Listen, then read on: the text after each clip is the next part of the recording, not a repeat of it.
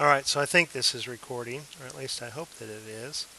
We're looking at problems from Skill Packet 5, exponential and logarithmic functions, and in our Skill 5a, we focused our attention on the graphs of exponential functions, and not just plotting the points, but also the characteristics of the graphs. Is it an increasing function or decreasing function?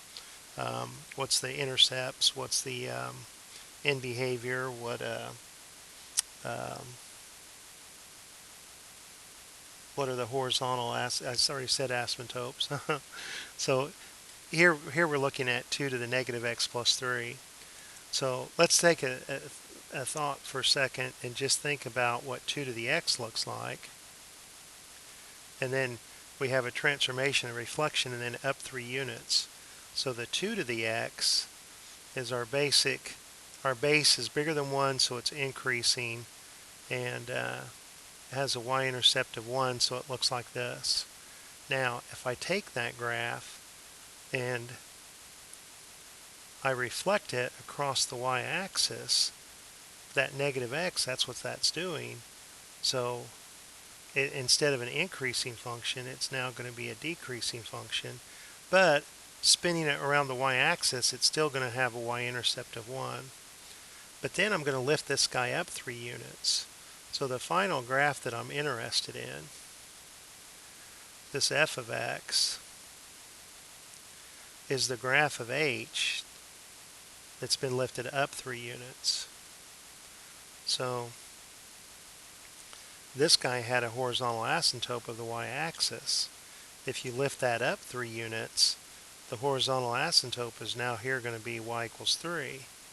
See, that's always going to be my horizontal asymptote when I'm adding or subtracting.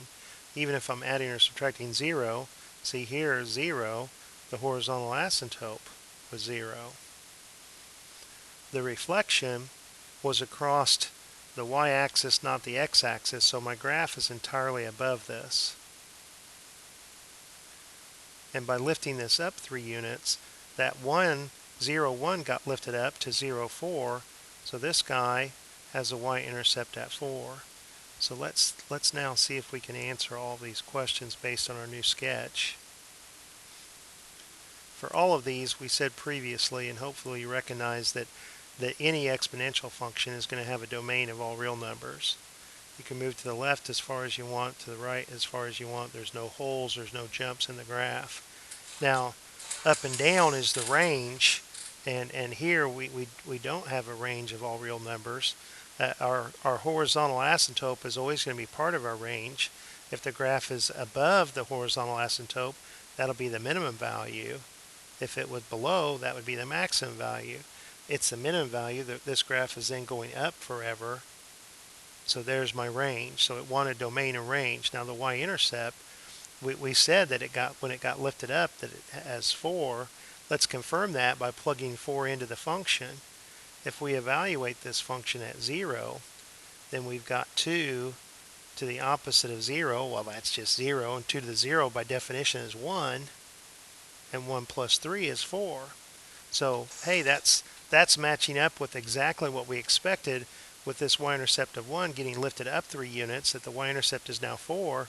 That's confirmed when I plug in 0 into the graph. So everything now looks to be good.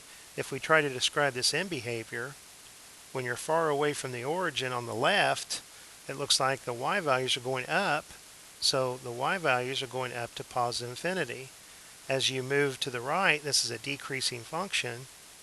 As x is going towards infinity, these y values of this function are getting closer and closer to 3, but never actually touching 3 when you're far away from the origin. So here's our end behavior. Typically, I just abbreviate it as EB for end behavior. So we got domain, range, our y-intercept, and the end behavior, and that's what they wanted. So I hope that helps.